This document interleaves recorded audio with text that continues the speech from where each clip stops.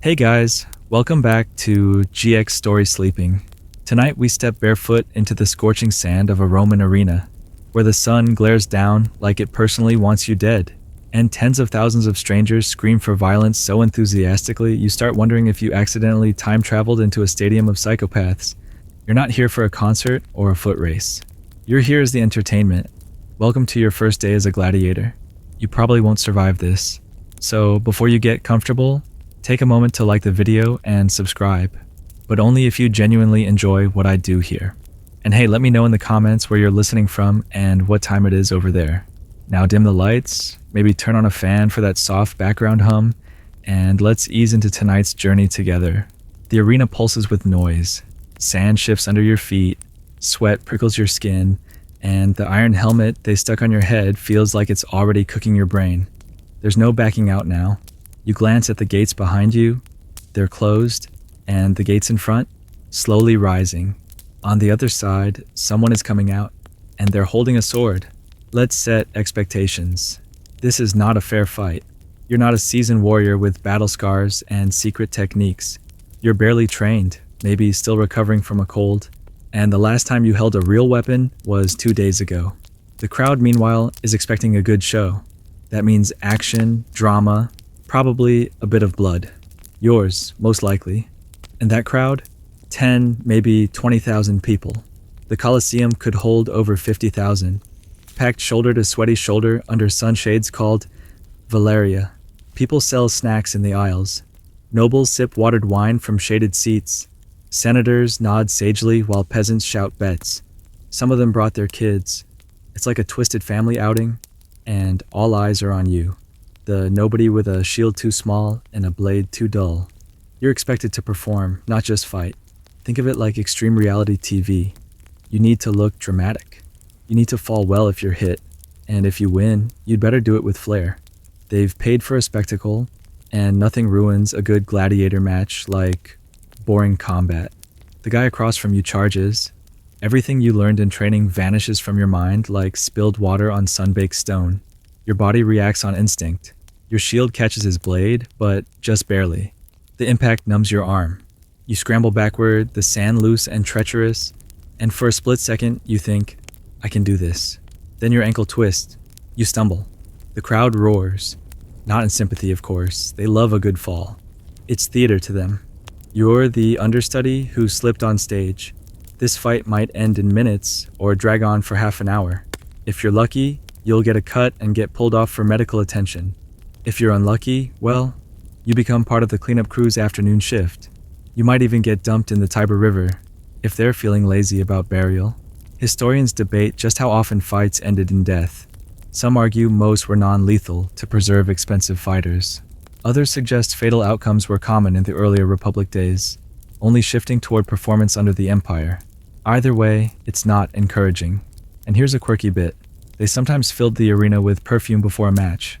Not for your benefit, but to keep the noble noses from being offended by the scent of blood, sweat, and fear. Imagine dying in a cloud of lavender. The crowd watches your every move. Senators might whisper about your form. A bored emperor might be present, or not. He could be playing dice in the back room. Either way, you're a pawn in a game so much bigger than yourself. You lurch forward, counterattacking with all the grace of a drunk goat. Your blade connects. It's shallow, but it draws blood. The crowd gasps, then roars again. For a moment, you're something. Not someone. Something. A moment of entertainment. And it hits you. This is just the beginning. You thought you'd be squaring off against finely trained Roman soldiers, maybe a few rugged centurions looking to earn some extra coin. But nope. Your opponent today? He might have been a goat herder last week. Or a Greek-speaking prisoner taken from some distant siege. Maybe even a fellow slave pulled from a kitchen after breaking one too many plates. The world of gladiators is a grab bag of bad luck, desperate survival, and wildly unequal matchups. You stand across from a Murmillo. At least, that's what the trainers yelled. His helmet has a giant fish crest, and he's wielding a gladius, with the confidence of someone who's done this more than once. You, meanwhile, were a bookkeeper before all this, and you're now gripping your trident like it's a mop. Gladiators came from everywhere. Some were conquered peoples from Gaul, Thrace, or North Africa. Ethnicities were even used to assign combat roles. A Thracian might wield a curved Sika blade. A Gaul might be shoved into a heavy helmet and massive shield. It wasn't about fairness. It was about aesthetic. The organizers liked their matchups to look interesting. If it happened to be wildly unbalanced, even better for the crowd. And don't assume you're automatically one of the enslaved. Some gladiators volunteered. Yes, actually. Called octorati, these were free men who sold themselves into the ludus, the training school, for money, fame, or to erase debt. Talk about desperate job hunting. The contract basically said, we own you, and if you die, you don't get a refund. Lovely. As you circle each other in the arena, you can almost hear the murmur of bets being placed above. The crowd is a living ocean of voices, laughing, gasping, even arguing over odds. A senator might wager his wife's jewelry on you, while a fruit vendor backs the other guy based on how cool his helmet looks. There's no weight class here, no organized bracket system. You might be a wiry 17-year-old up against a bulked-up veteran from Germania, or vice versa. Some matchups were deliberately cruel. Blindfolded men, dwarfs pitted against animals, or condemned criminals shoved into unwinnable battles for pre-match entertainment. That's not technically gladiator fighting. That's called damnatio ad bestias. But lines were blurry, and crowds didn't care about the fine print. And then there's the animal fights. You haven't seen it yet, but just wait. Gladiators were sometimes made to fight exotic beasts. Lions, leopards, even rhinos. Imported from the farthest corners of the empire just for the spectacle. The animals didn't get a choice either. They were starved, prodded, and often doomed from the start. But every now and then, the lion wins. And the crowd loves it even more. There's an eerie democracy to the arena.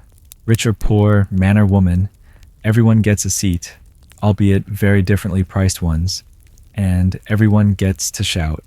It's one of the few places in Rome where a slave's scream might rise louder than a consul's. Just don't think that means the fighters have any say.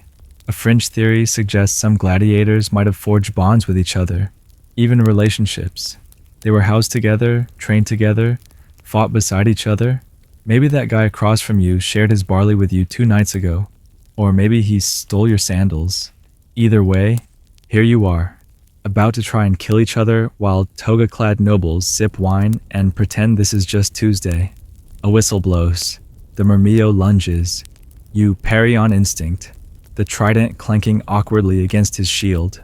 The fight stutters into a chaotic rhythm, and as sweat pours into your eyes, it hits you again. This isn't about who's strongest. It's about who dies most dramatically. You arrive at the ludus, the gladiator training school, thinking maybe it's like a tough boot camp. Maybe there'll be drills, some shouting, a bit of sparring. You're wrong. It's less training facility and more a high-security death prep institution. Think prison, but with more choreographed violence and fewer visitation hours.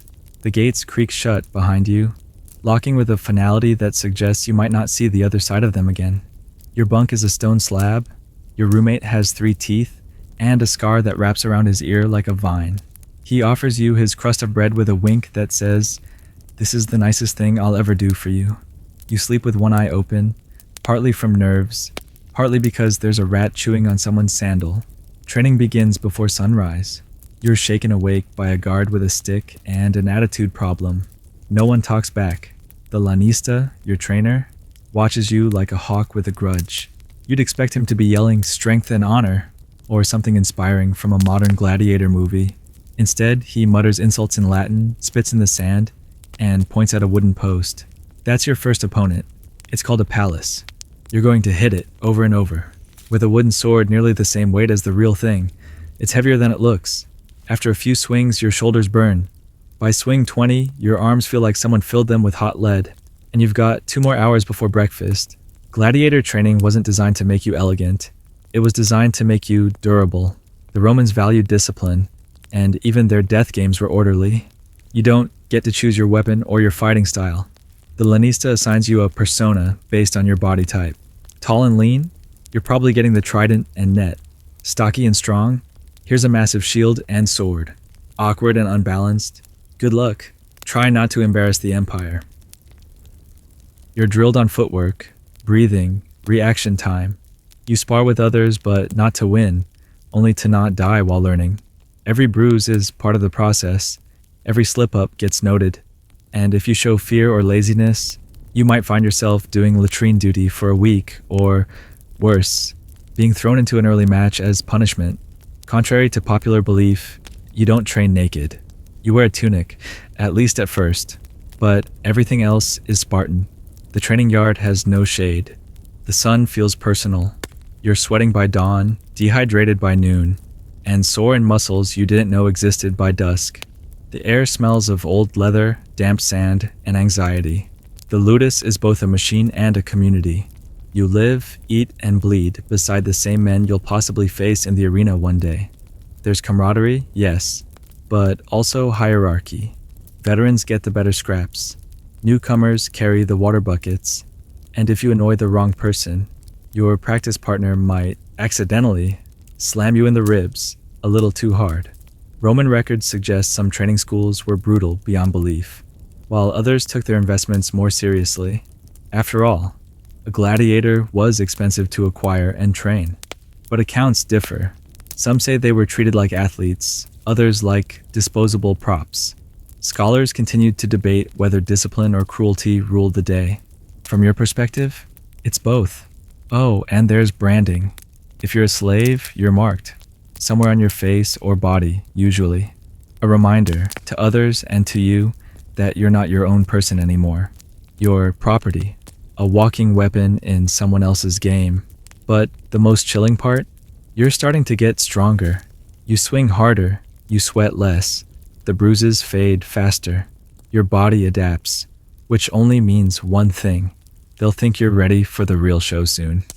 You wake up sore, stiff, and with a new appreciation for barley.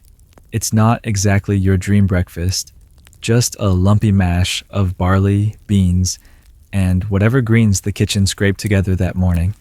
No eggs, no meat, no coffee, no hope. You eat it anyway, 'cause it's all you'll get until nightfall. And if you're lucky, you'll keep it down. Gladiators were known as hordeari, literally barley men. You probably pictured yourself chomping down on roasted meat before a match like a protein-fueled war god. But no. The Roman dietitians believed in barley, beans, lentils, and the occasional handful of figs. It was meant to bulk you up, not fuel a six-pack. Think sumo-style mass, not Greek statue lean. And it worked. Most gladiators were surprisingly pudgy. Not flabby, but thick. The kind of body that can take a hit from a wooden club and still wobble back up. Fat wasn't weakness. It was armor. That little layer of squish helped protect vital organs from glancing blows. So yes, your gut might jiggle, but that jiggle could save your liver. Still, it's not the kind of meal plan you'd sign up for voluntarily. No variety, no spices, no joy, and absolutely no wine unless it's watered down to the point of being mildly disappointing grape juice. Hydration, yes. Celebration, no. Some fringe theories suggest the trainers added bone ash to your gruel. Yep, actual ground-up bone. To boost calcium and help harden your skeleton against stress fractures. Whether or not that's true is still up for scholarly debate, but let's just say your molars feel suspiciously crunchy this morning. You line up with the others, bowls in hand, everyone quiet. The clatter of wooden spoons is the only music. You're allowed to eat, but not too slowly. The overseer paces the line like a bored wolf, occasionally whacking someone for chewing too long. This is nourishment, not a dining experience. You glance around the table. That guy across from you? He's got a limp. Might have taken a training spear to the thigh yesterday. Still here, still eating. Another one has a stitched up eyebrow, the thread still fresh and angry red. That one? He's praying into his mush. You're not sure to whom. At this point, anyone listening would be great. Occasionally, there's meat, usually on festival days, or if the Lanista's feeling generous. Could be pork, could be dog. You try not to ask. The leaner fighters envy the heavier ones, but only until they're too slow to dodge a fatal thrust. You envy none of them. You're just trying to keep your food down and your nerves steady. The diet isn't meant to make you fast. It's designed to keep you from dying immediately. Heavier bodies bleed slower. They stay conscious longer. It's grotesque, but practical. Just like everything else in this blood-soaked profession, there's no room for picky eating. You're hungry, always. The work is relentless, the calories scarce, and you can forget sneaking seconds. Food is rationed with all the warmth of a stone statue. You once asked for more bread and got a bruised shin in return. Lesson learned. Some gladiators get supplements. Oils, salves, herbs, especially the crowd favorites. If you manage to win a few matches, suddenly your bowl is fuller, your bread a little less stale. You earn perks with performance. Lose a match, and you might lose your supper entirely. Scholars still debate whether these dietary tactics were unique to each ludus, or more standardized across the empire. Some records suggest elite schools had their own recipes, passed down like precious scrolls of battle cuisine. Others say it was all just slop, ladled with equal indifference. You finish the last bite of your barley mush. It sticks to your teeth like regret, but it fuels your limbs for another day of brutal practice, bruised ribs, and maybe, just maybe, survival. You're back in the training yard again, standing under the glare of the sun with sand sticking to your ankles and your new weapon digging uncomfortably into your palm. It's heavier than you expected. Awkward, too. It's not like anything you've seen in a museum, or a movie, for that matter. The blade is short and thick, the shield bulky, and your helmet has barely any visibility. Welcome to Gladiator Weapons, a collection designed more for drama than efficiency. You're handed a gladius, the Roman short sword. It's not elegant. No sweeping arcs or stylish fencing. It's made to stab, brutally and repeatedly. Just 18 inches of sharpened iron that could end a life in 2 jabs if you had the nerve. You don't, not yet. The first time you try to swing it, you nearly drop it. Everyone laughs. The doctorate does not. Then there's the net. Yes, a net. If you're assigned the role of Retiarius, you get a trident, a weighted net, and basically 0 armor. You try throwing it. It flops sadly at your opponent's feet. He steps over it and clocks you with a practice stick. Cheers all around. The Romans love underdogs, as long as they lose spectacularly. Each gladiator type had its own rules, its own look, and its own disadvantages. The Secutor has a smooth helmet with only 2 tiny eye holes, designed specifically to counter the Retiarius' trident. The Hoplomachus carries a spear and round shield, looking vaguely Greek. The Thrax wields a curved blade and a tall rectangular shield. It's all mix and match for a maximum entertainment value. Fairness was never part of the design brief. You train with each, learning their limitations. Some are slow but offer protection. Others are fast and flashy, but leave your entire torso exposed. The armor is made of bronze and leather, hot as an oven in the midday sun and just as forgiving. After a few hours, your shoulder burns, your fingers ache, and your inner thighs are chafed like a sandpaper experiment gone wrong. And forget about helmets offering comfort. They're claustrophobic. Your breath bounces back at you, hot and shallow. Visibility? Laughable. The moment your opponent steps to your left, he might as well be in another city. One fringe theory claims some helmets were deliberately disorienting, so you wouldn't last too long, but just long enough to make the fight look good. Historians disagree, of course. Some argue the design was just bad. Others think it was intentional. Either way, you hate it. Your instructor, a retired champion with a nose that's mostly scar tissue, doesn't tolerate mistakes. He shouts corrections, kicks your legs into proper stance, and hurls insults that make even the hardened veterans flinch. But he knows his stuff. You can tell. He moves like a shark on land. Efficient, deadly, completely without joy. Eventually, you start to improve.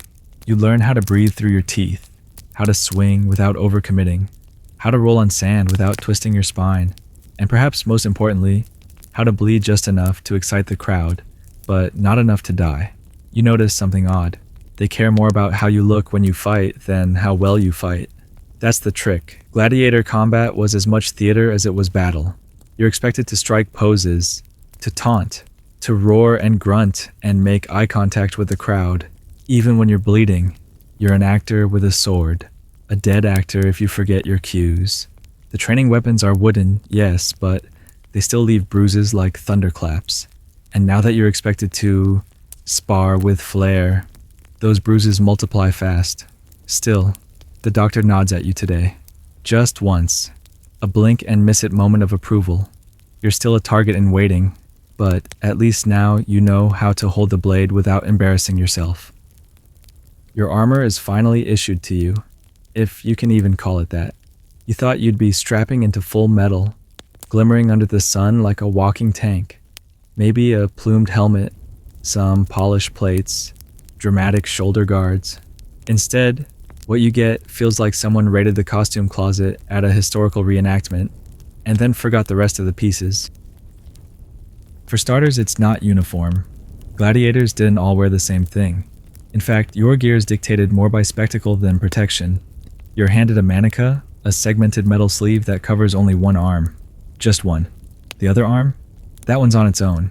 Then there's the ochria, a shin guard, usually also just one leg. Apparently, symmetry is boring. The chest? Forget it. Most gladiators fought with their torsos bare. If you're lucky, you might get a leather strap or some padded cloth, but no breastplate. The reason? The crowd wants to see muscles. More importantly, they want to see blood. Your helmet is next. It's enormous, heavy, claustrophobic. The Secutor's version has small eye holes that fog up with every breath. You can't see left, you can't see right. You feel like you're trapped in a mailbox. It scrapes your neck when you turn and rings like a bell when it's struck. The visor makes your breathing shallow, panicky, and the heat, oh, the heat. The thing turns into a tiny oven the moment sunlight hits it. You ask about airflow. The trainer just laughs. It's not just that the armor is unbalanced, it's strategic. The audience loves drama. They love the contrast. A heavily armored fighter versus a near-naked one. A slow bruiser versus a nimble dancer. Every match is a deliberate mismatch. And your gear? It's tailored for maximum suspense, not maximum safety. And the weight. Oh, the weight. Everything you wear drags you down. You shuffle across the sand like someone who owes the ground money. Even the shield, called a scutum, is massive and curved and awkward. You try to lift it quickly and nearly fall backward. It was never meant for elegant fencing, just for bludgeoning, blocking, and collapsing dramatically under. A fun tidbit. Some of the armor designs were purely symbolic. The Thrax wore a griffin crest. The Retiarius didn't even have a helmet, just a shoulder guard and some arm wrappings. Why? Because the net fighter was meant to evoke a fisherman. Yes, you're fighting for your life, dressed like a beach-themed street performer. Modern reconstructions show that this gear wasn't useless. Some of it was quite advanced for its time. Articulated joints, padding, even some clever deflection angles. But all of it had one thing in common. It was built to please the crowd, not protect the fighter. Scholars continued to debate whether gladiator armor was more advanced than military gear. Some argue it was more specialized. Others believe it was all smoke and mirrors, designed to look cool, not to function under pressure. Either way, you're sweating buckets, and the fight hasn't even started. You line up with the others for inspection. A row of gladiators, each in mismatched, impractical, heavy gear. You look like a parade of over-encumbered mannequins, but to the Roman public, you are characters. The Secutor, the Thrax, the Hoplomachus, the Retiarius. They recognize you by your armor. They know what you're supposed to do. They've seen it 100 times. So you clench your jaw, adjust your helmet, and try not to wobble as you walk. Because in this world, looking confident in ridiculous gear is half the battle. By now, you've figured out this whole gladiator business isn't just about survival. It's not even really about fighting. It's about keeping the Roman people entertained. Because a bored mob is a dangerous mob. And the easiest way to distract thousands of restless citizens from political instability, bread shortages, or rising taxes. Give them a good show.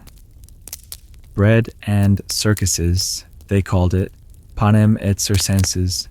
A catchy phrase with a chilling truth. As long as the people are fed and entertained, they won't riot. You're the circus part, and no one asked if you wanted to be here. The Colosseum is the crown jewel of this entire machine. It seats around 50,000, and not a single stone of it was built for your benefit. It's for the senators with their silk cushions, the wine-drunk merchants spilling honeyed almonds down their tunics, and the bakers and butchers who scream from the upper levels like this is a chariot race, and not two men trying to kill each other for public amusement. You've been selected for a midweek spectacle, an interlude match. to warm up the crowd before the main event.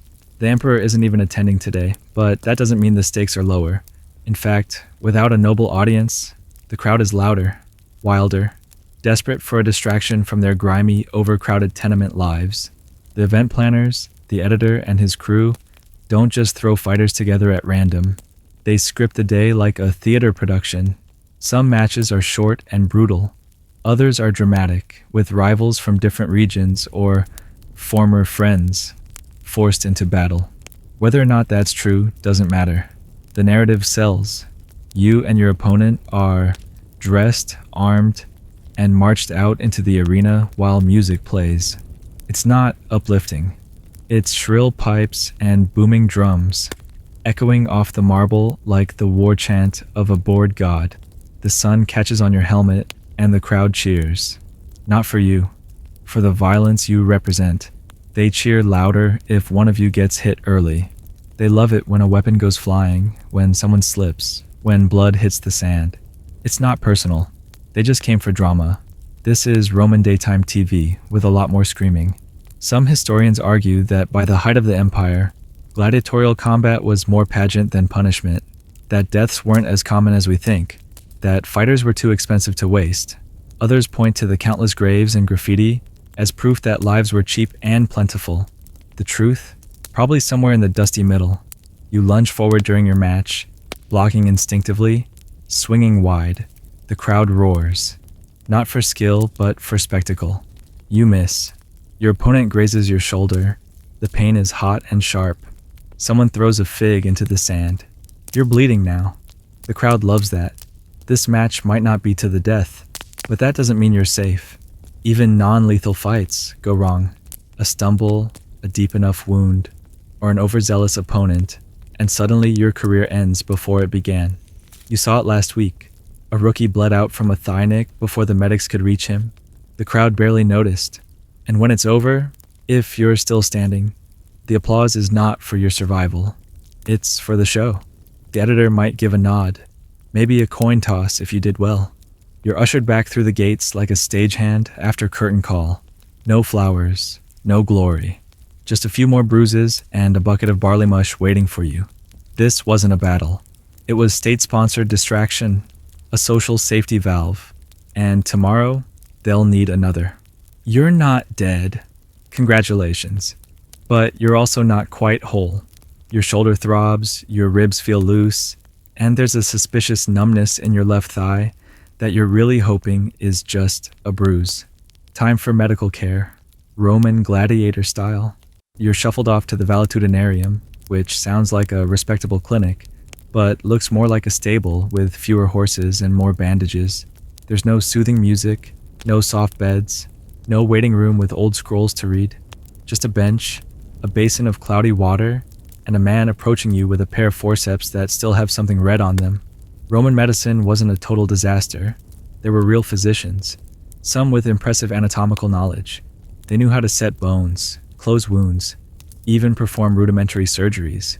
But you're not in a senator's villa with a private Greek doctor.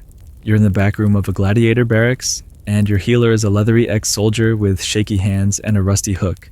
He pokes at your injury and grunts. Then comes the cleaning. If you can call a pouring vinegar into an open cut cleaning. You scream. Quietly. You're trying to look tough. Doesn't help. The vinegar burns like betrayal. He nods approvingly. That means it's working. For stitches, it's gut thread. Not a metaphor. Actual animal guts. And no anesthetic. Unless you count biting down on a stick and whispering apologies to whatever gods are listening. He threads the needle, muttering something about good blood and lucky placement, then gets to work while you try very hard not to look. There's some medical reasoning behind all this. The Romans did believe in balancing the humors.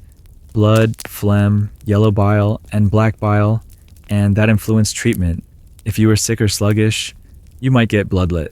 If you were anxious, maybe a bit of opium. But for gladiators, the strategy was simpler.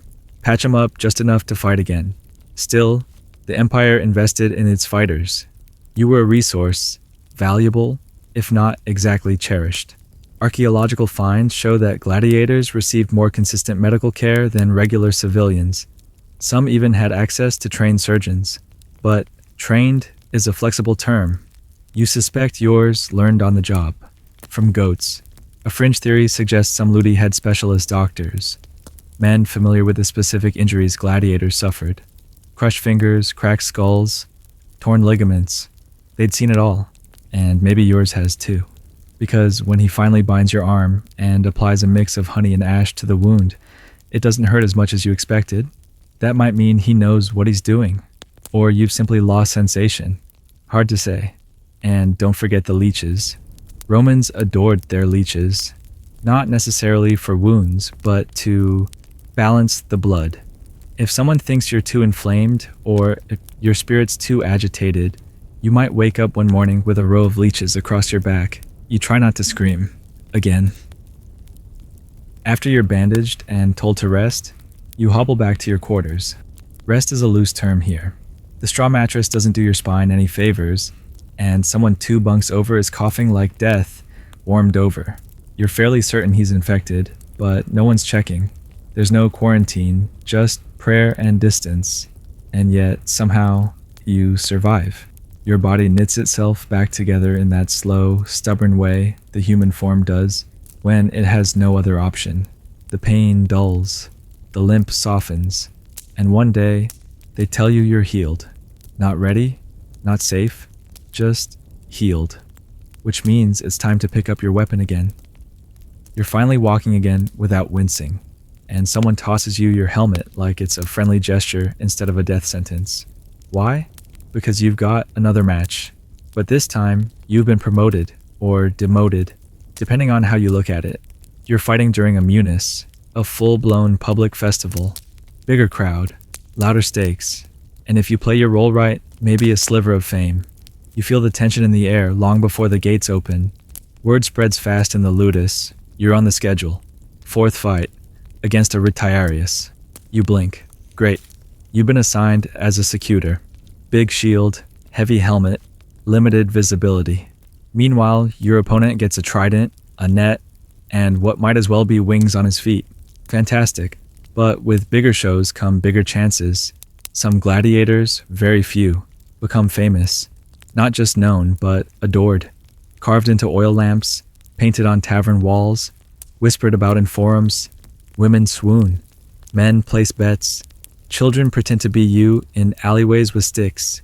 You hear stories in the barracks about Flamma, the Syrian gladiator who was offered freedom 4 times and turned it down. Why? No one knows. Maybe because the crowd loved him, and he knew he'd never be that loved anywhere else. You get oiled up. Not for any combat benefit, it's for aesthetics. The crowd likes to see muscle. Your skin glistens. You've been fed slightly better the last 2 days, so you don't look like a scarecrow anymore. Someone even brushes your armor. It's like being prepped for a wedding you don't remember agreeing to. The crowd is enormous today. Senators in white togas, priests murmuring blessings, vendors shouting about olives and fried dormice. People are holding wooden chips with your name scratched on them. Bets. They've placed money on whether you'll win, lose, or die hilariously. Some are rooting for you. Most just want excitement. You step into the arena and feel it. The heat, the noise, the sheer pressure of 40,000 people inhaling at once. The sand is freshly raked, like it matters. You take your position, heart pounding, fingers twitching on the edge of your shield. Across from you, the Retiarius grins.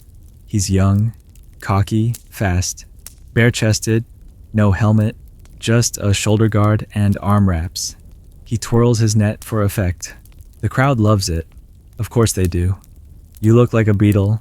He looks like a dancer. The fight begins. He circles. You lumber. He feints, throws the net. You duck, barely. Your shield scrapes the sand. Cheers erupt.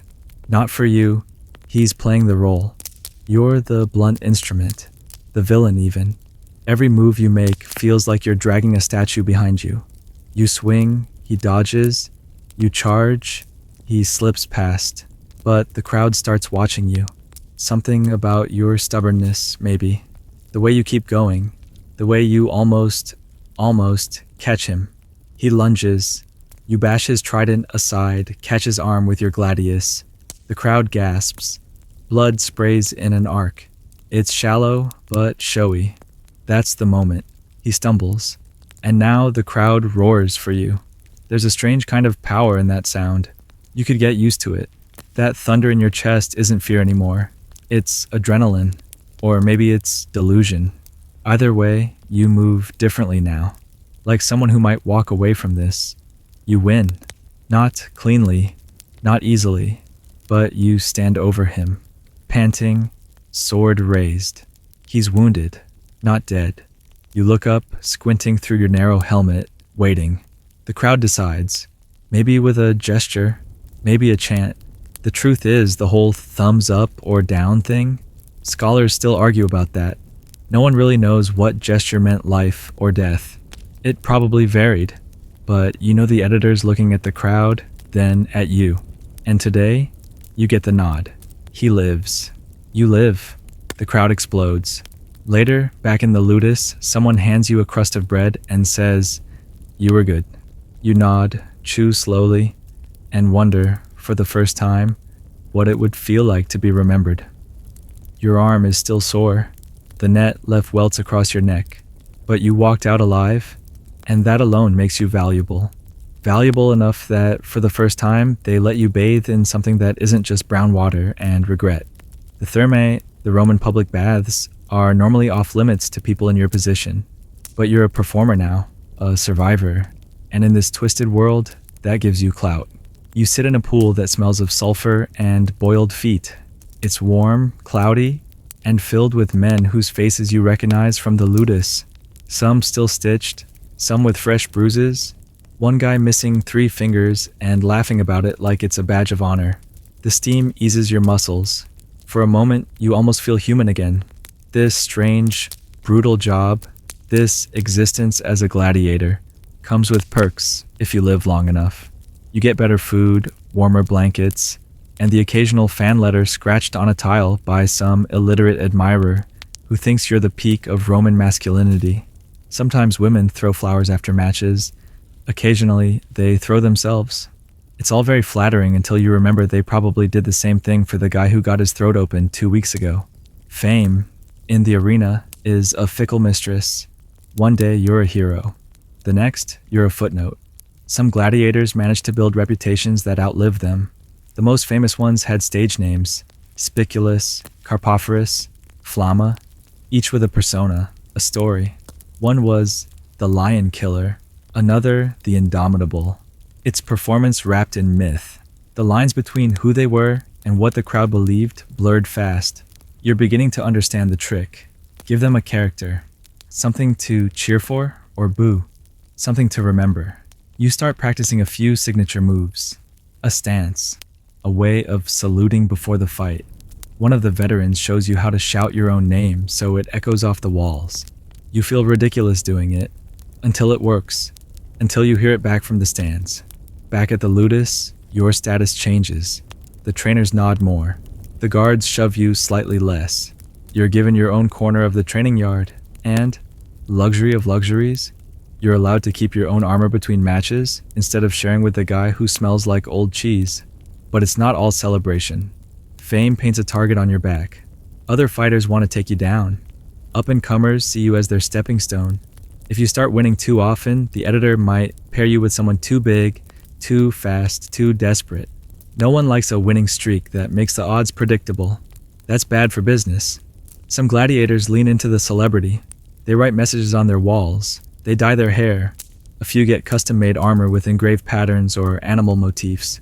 One guy insists on wearing red boots every match, calls it his blood badge. He dies spectacularly in front of a packed coliseum. The crowd loved it.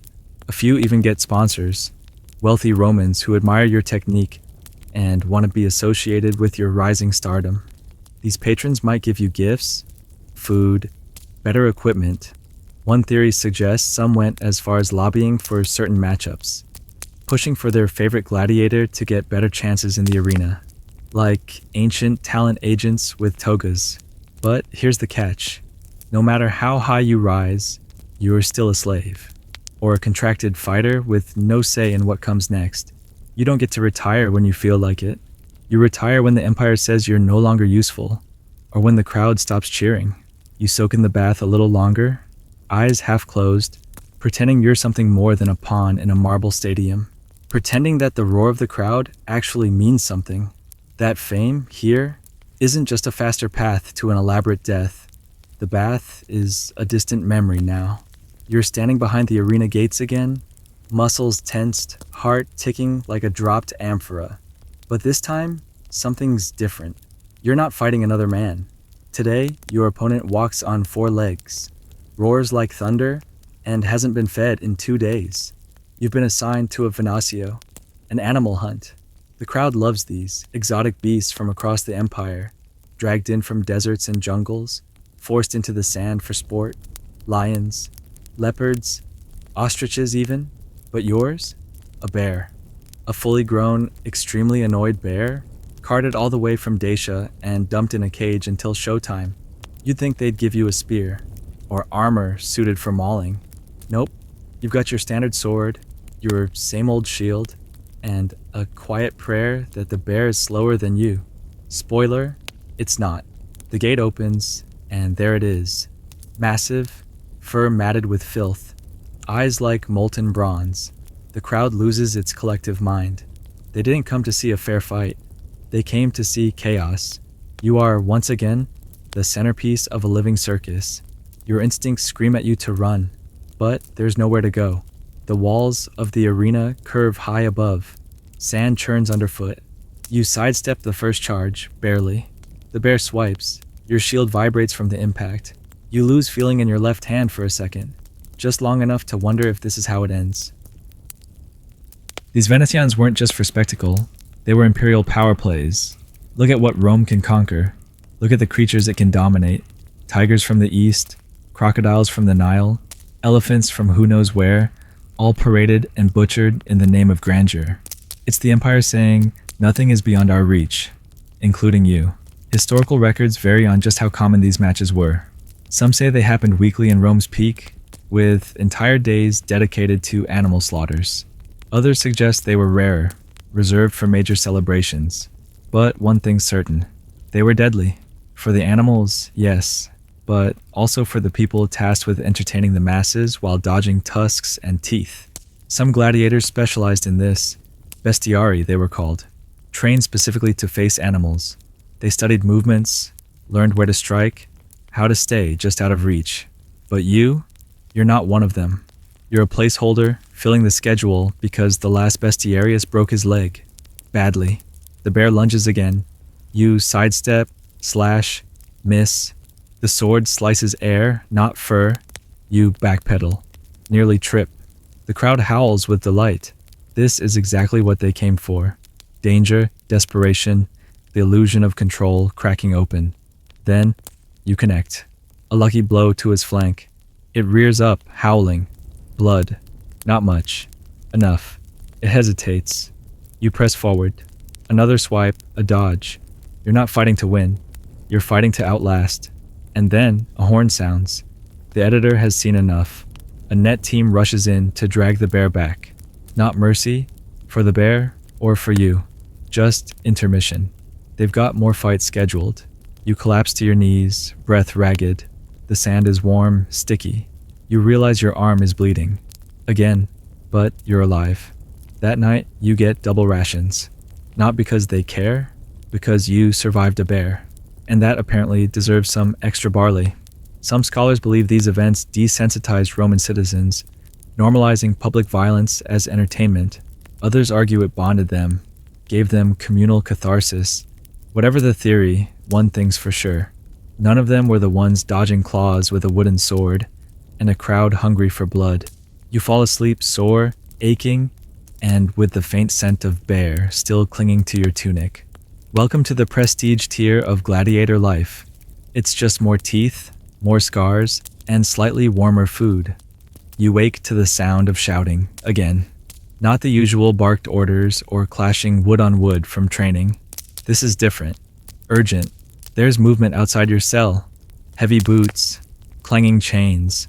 Something's happening. You slip on your tunic and peek through the bars. A group of new arrivals is being shoved into the compound. Dirty, ragged, terrified. Fresh meat. Some still have civilian clothes. One is barefoot. Another clutches a small wooden charm that'll probably be confiscated within the hour. You've seen this before.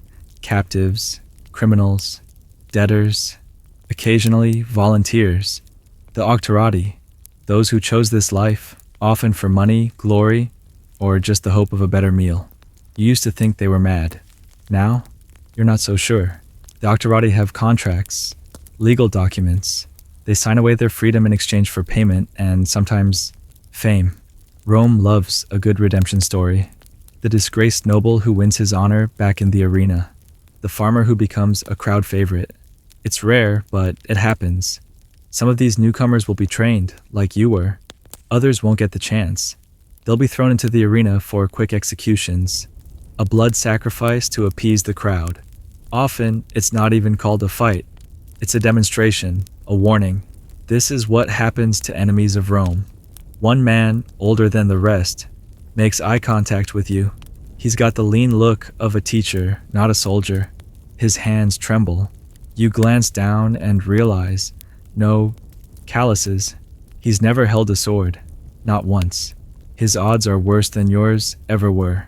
You try not to think about it, but it lingers, because the deeper truth of gladiator life isn't just about weapons or wounds. It's about who gets to choose and who doesn't.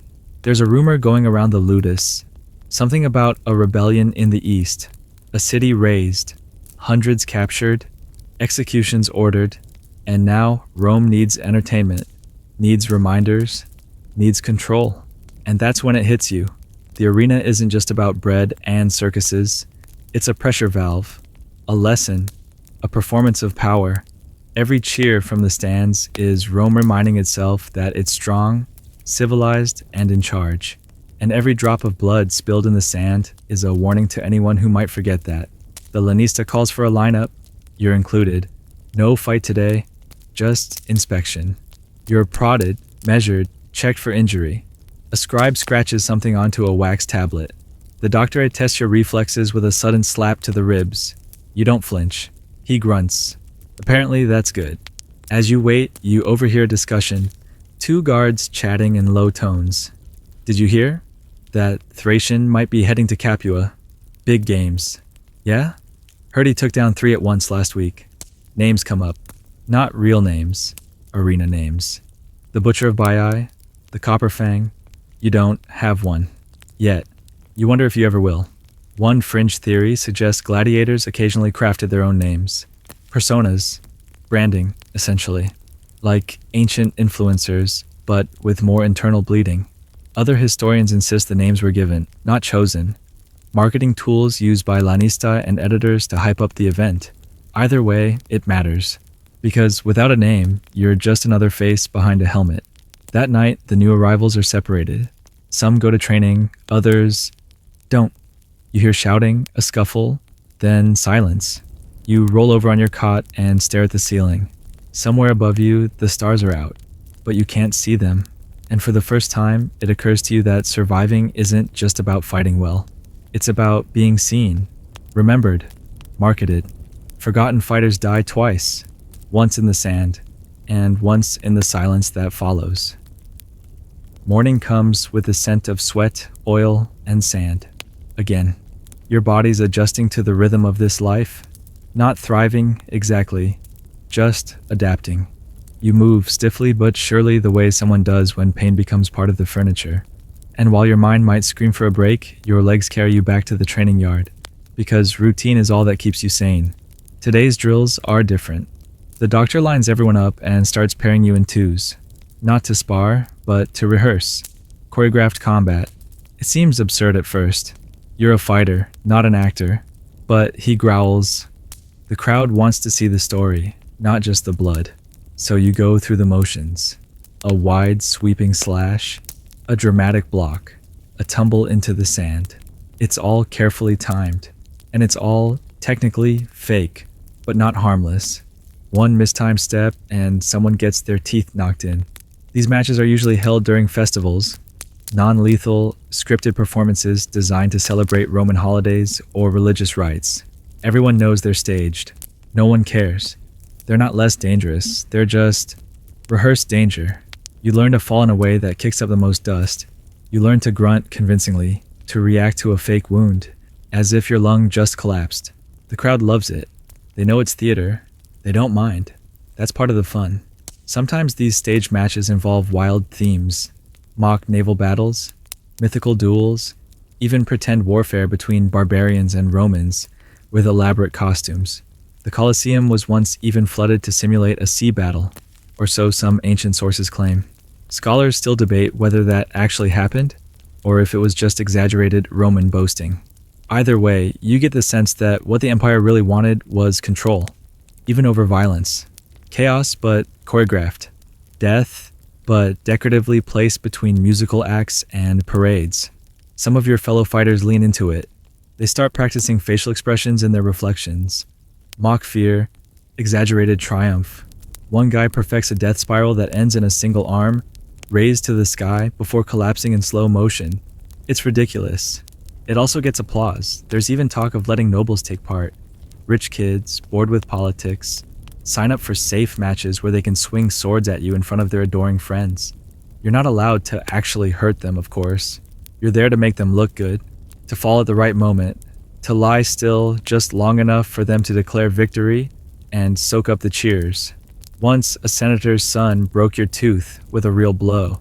He wasn't following the script. You got back up anyway. The crowd laughed. "The peasant bleeds well," someone shouted. You were rewarded with stale bread and an extra turn in the bath. A fair trade, right? There's irony in all this. You were once terrified of dying. Now, the idea of playing dead feels worse. It's not the pain. It's the emptiness. The silence that follows a fake defeat. When the cheers are for your acting, not your strength. When you realize you're a prop, not a person. One historian claimed gladiatorial games were the empire's way of staging its ideals. Discipline, honor, valor. But it's hard to feel honorable when you're pretending to lose so a bored noble can impress his girlfriend. Still, you learn. You adapt. You perfect the moves. And every time you fall, convincingly, dramatically, you buy yourself another day above the sand. Because even when the fight isn't real, the bruises still are. There's a phrase that echoes through the ludus, muttered by veterans after long fights and quiet losses. Libellus optat. He hopes for the scroll. You've heard it enough times to know what it means. It's the dream, the goal, manumission, freedom. Not every gladiator was a slave, but most were. And even the octorati, the volunteers, were bound by contracts tighter than the straps on your greaves. The only way out, besides death in the sand, is the rudis, a wooden sword given by the editor, as a symbol of retirement. That's the scroll. That's the dream. You've seen one. Once. An old fighter named Felix, broken-nosed and barely breathing, held one aloft after a narrow victory. The crowd roared. He cried. Not from joy, really, but from the weight of it. From surviving longer than anyone expected. From knowing he would never again be dragged into the arena, armor clanking, to prove his worth with a blade. The rudis isn't just a stick. It's a key. You get your papers, your payout, if any, and you walk away, a free man. The Empire salutes you, claps you on the back, and promptly forgets you exist. And yet, not all leave. Some gladiators, after winning their freedom, come back. Not because they have to, but because they don't know what else to do. The arena warps you. It makes the roar of a crowd feel like validation. The silence outside its walls, that's what truly unnerves you. You ask one of the older guys why he stayed. He shrugs and says, "Out there, I'm nobody. In here, they cheer." It's a chilling truth. You're starting to get it. There's even a whisper of champions who fought for years after earning their freedom. One, Flamma, supposedly turned down release 4 times. Historians debate why. Some say he craved the adrenaline. Others think he feared starvation. Or perhaps he couldn't imagine being ordinary again. What does a sword hand do without a sword? Of course, not everyone gets the choice. You've also seen men fight a dozen times, win every match, and still die without that wooden blade. It's political, random, and often out of your hands. The editor must deem you worthy. The crowd must approve. And sometimes, neither cares. There's even corruption. Whispers that Rudy's scrolls have been bought, traded, faked. One rumor claims a gladiator escaped with a counterfeit and fled the city dressed as a priest. Another, that a champion was promised freedom, only to be thrown back into the arena when the crowd booed the decision. The crowd always gets what it wants. You start calculating odds. How many matches have you survived? 8? 9? You've won 5, lost 2, badly, and 1 was declared a draw. Is that enough? Maybe. But you're still young. Too young to be let go, they say. The crowd likes your energy, so you train harder. Not because you believe in the system, but because you want to be standing the day your name is called. The day they hand you a sword not to fight with, but to walk away with. The doctor notices. He nods when you parry with precision. He says nothing when you practice after hours. But you can tell. He's measuring you. Not just as a fighter, but as a survivor. Freedom. It's not guaranteed. It's not even promised. It's dangled. Like a torch on the other side of a long, dark tunnel. And you chase it. Because even if this has become your life, even if you've grown used to the helmet, the heat, the howl of strangers, there's still a part of you that dreams of sleeping on a bed that isn't straw, of walking through a market without being watched, of hearing silence and not being afraid of it. So you grip your sword a little tighter, you breathe a little deeper, and you whisper the phrase under your breath. Libellus optet, he hopes for the scroll. The day comes quietly. No trumpet fanfare, no dreamlike omen. Just a name barked from the shadows and the clink of a gate unlatching. Yours. You suit up without hesitation, every strap tightened by muscle memory. Your helmet goes on last. It always does. The weight of it settles on your shoulders like an old friend and a final warning. It smells of iron and dust and your own breath. This time, the arena feels different. The crowd's louder, thicker. Word must have spread. A deciding match, someone whispers. You don't know what that means exactly, but you've heard your name in the barracks more often lately. Not in mockery, not even in jealousy. In recognition, you've become someone. You step onto the sand and the heat hits immediately. Rome is in a sweltering mood today, and the stone walls of the Colosseum shimmer like a mirage. You raise your sword, just a little. The cheer's louder than it's ever been. Your opponent steps out from the other side, tall, scarred, carrying a trident and a grin. A veteran. You've seen him in matches before. He's good, not flashy, not cruel, just efficient. You nod to each other. Mutual respect. This one might actually be fair. The horn blows. You move. It's not like the old days, where you flailed and fumbled and hoped. Now, every step is deliberate. You parry with instinct, not fear. Your shield rings true. His trident scrapes your greave. The net flies. You twist. He advances, overextends. You slash. The blade connects. Shoulder. Deep, but not deadly. He stumbles. You hesitate. And that's when it happens. The crowd begins to chant your name, over and over, in a rhythm that matches your heartbeat. It's not just noise now. It's a force. It lifts you, pushes you. For a second, you feel untouchable. Not because you're strong, but because you're chosen. You press forward. The match drags. Not because you're struggling, because the crowd loves it. They don't want it to end. Two skilled fighters, toe-to-toe, both refusing to go down. They eat it up. Every feint, every dodge, every drop of sweat. Eventually, you get the edge. A quick maneuver, a shield bump, a clean knockdown. He's on the ground, weaponless, panting. He lifts one hand in surrender. You look up at the editor. The crowd hushes, just a little, waiting. The editor doesn't look at you. He looks at them, the people. Their opinion matters more than either of you. A thumb is raised. Mercy. The crowd cheers wildly. You help your opponent up. He grins through bloodied teeth. Well done, he mutters. You nod. Your breath is a storm in your chest. You can barely stand. But then, you see it. A figure stepping forward in the stands. Official robes. A small wooden object held aloft. The rudies. The wooden sword. You blink. Surely not you. But then your name echoes across the stone. You fall to your knees. It's not the dramatic, movie ending moment you imagined. There's no speech, no slow zoom, just exhaustion, just a wave of disbelief. You're free. That night, the barracks throw a feast, a real one. Olives, cheese, bread, not made of pebbles. Someone even finds wine. They laugh, tell stories, slap you on the back hard enough to restart your bruises. One guy starts crying halfway through a joke.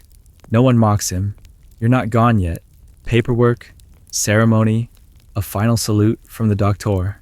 But it's done. It's done. Later, in your cell, for the last time, you stare at the Rudies. It's smooth, light. It doesn't feel like a weapon. It feels like air, like possibility. You don't know where you'll go, what you'll do. You don't even know who you are outside of armor. But for the first time in a very long time, the world beyond the gates doesn't terrify you. It tempts you, and you sleep, deep, undisturbed, because you're no longer waiting to die for someone else's applause. You've earned silence. The arena fades now. The cheers grow distant, like thunder miles away, rolling gently into the dark. The torchlight dims along the curved corridors. You walk slowly, not in fear this time, but in peace, feeling the quiet settle over your shoulders like a soft, familiar cloak. Your armor lies behind you. The sand is still. No one is watching. There's no need to stand tall or brace for impact.